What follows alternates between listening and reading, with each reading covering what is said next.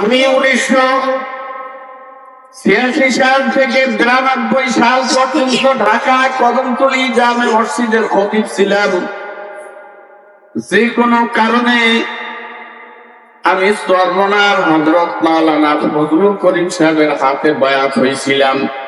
তখন ঢাকা থেকে আমি লঞ্চ নিয়ে চরমনায় যাইতাম। লিডার ছিলাম আমি, মাহফিলে যাওয়ার কাফেলার লিডার ছিলাম। সংক্ষেপে বলতেছি কথা, এমপি মানিক নামের একটি দোতলা লঞ্চ ভাড়া করছিলাম। ভাড়া করিয়া চরমনার মাহফিলে গেলাম। 3 দিন মাহফিল শুনছি। ওই ঘাটেই লঞ্চ বান্ধা ছিল। মাহফিল শোনার পরে আসার সময় যে লোক হয়েছে তার চেয়ে একটু বেশি লোক হয়েছে। গাছে যখন লঞ্চ বান্ধা ছিল ওই সময় কিছু গাছের গোড়া টোড়া ভাটার সময় যাইয়া যাইতো, হয়তো ঢেউতে বাড়ি লাগতে লাগতে লঞ্চের তলা একটু ভাটও ধরছে। এইটা কেউ ওই দেখে নাই। কথা বুঝেন? যখন লোক আরো জানতি তার চেয়ে আরো বেশি হয়েছে। এই অবস্থায় লঞ্চ ছাড়ছে, কিন্তু মানুষের প্রেসারের কারণে ওই ফাটল আরো বাড়ছে, চলছে আর বাড়ছে, চলছে আর বাড়ছে। যখন পদ্মা নদীর মাঝখানে গেছি তখন মানুষ তো সব ক্লান্ত, সবাই ঘুমে। লঞ্চের নিচের থেকে লঞ্চের কর্তৃপক্ষ বলতেছে যে লঞ্চ চলাইয়া যাইতে আছে, ডুবিয়া যাইতে আছে। একটা ইঞ্জিনে পানি হয়ে গেছে, অলরেডি বন্ধ হয়ে গেছে, আর একটা ইঞ্জিন চলতেছে। আপনারা যার যার সারা সারে কেমন বলবেন? কোথায়? আলের মধ্যে, পদ্মা নদীর মাঝখানে। এত অন্ধকার,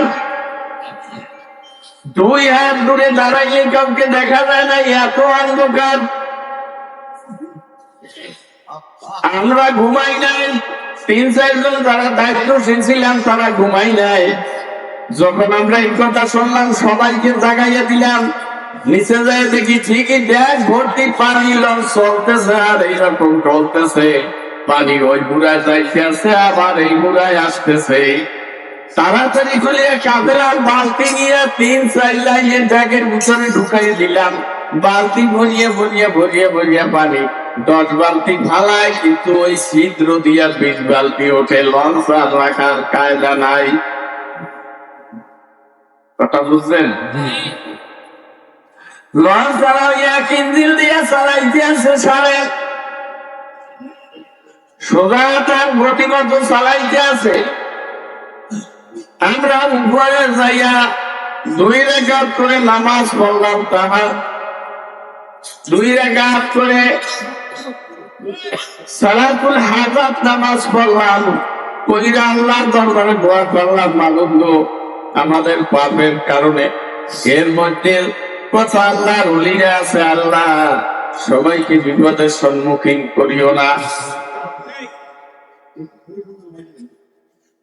কানে দাঁত শুনতেছি 2 জন মানুষ পাক দিয়ে দৌড়াইতেছে লঞ্চের সঙ্গে, আর বলতেছে ওদিক না ওদিক না, এদিক এদিক, এদিক সালাম এদিক সালাম। স্পষ্ট কানে শুনতেছি। কারি আব্দুল সালাম সাহেবকে বললাম যে ভাই আমি শুনতেছি, আপনি কি শুনতেছেন? আমিও তো শুনতেছি। কণ্ঠ দুইটাও পরিচিত কণ্ঠ।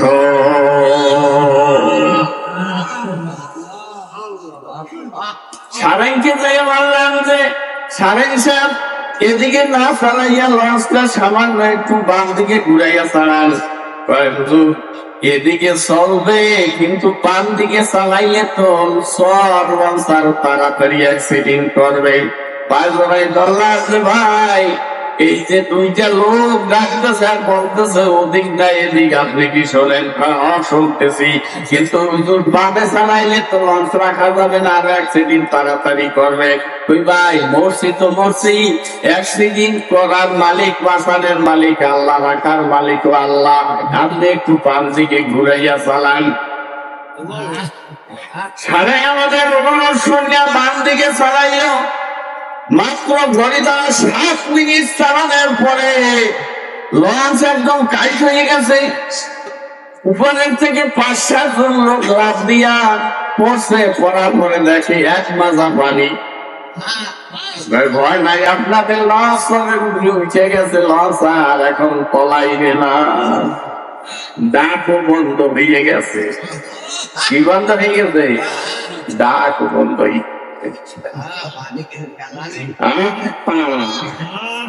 কোথায় তোমায় ডাকতে জানি না, ডাকার মতো ডাকলে খোদায় কেমনে শোনে না।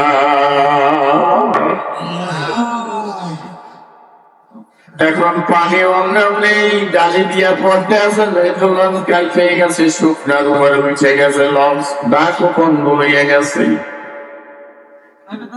10-12 মিনিট পর দেখি পুলিশের একটা ট্রলার আইসা লঞ্চের মধ্যে ঠেকাই দিছে। আপনারা বিপদে পড়ছেন শুনলাম, কি উপকার করতে পারি? 2 হাত দূরে দেখা যায় না, আপনারা কেমনে শুনলেন যে আমরা বিপদে পড়ছি? একটা ডিঙ্গি নৌকা করিয়া 2 জন লোক সানপুরের দিকে যাইতে আছে। একজন হইল কালো মানুষ, গামছা না একটা রুমাল কান্দে, আর একটা লোক হইল সুন্দর নাক খারাপ বাবরি। এই 2টা লোক যাইতেছে, আমার দুটো বাইকের একটা লোক বিপদে পড়ছে। আপনারা একটু উদ্ধার করেন।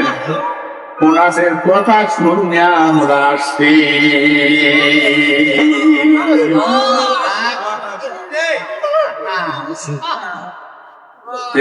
বাবরি সুন্দর বাবরি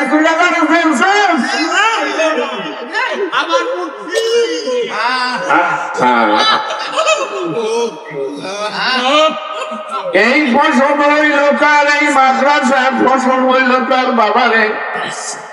কর্তৃপক্ষ কতটুকু সময় আমাকে দিবে আমি জানি না। মনের ব্যথায় কথাগুলো বলতেছি।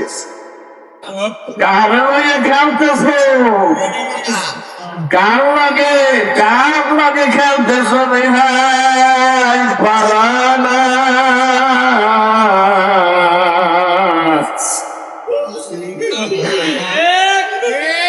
কোরবানি আসলে এখনো মাদ্রাসার চামড়া উঠায় মাদ্রাসার ছাত্ররা। আমার একটা ছেলে এই মাদ্রাসার মুফতি মুহাদ্দিস গতদিন আসরের পরে বয়ান করছিল, আপনারা অনেকেই চিনেন, মুফতি ফয়জুল্লাহ। এই মাদ্রাসা থেকেই একদম মক্তবের থেকে তাওরায়ে হাদিস এখানে ফারেক করছে। এরপরে শায়েখ জাকারিয়া ঢাকায় একটা পড়ছে, তাকাসসুস বিল হাদিস পড়ছে। আল্লাহ বড় আলেম বানাইছে হযরতের দোয়ায় এবং সহযোগিতা। আমার একটা নাতিও পড়ে, মেয়ের ঘরের এখানে এখন কিতাবখানায়।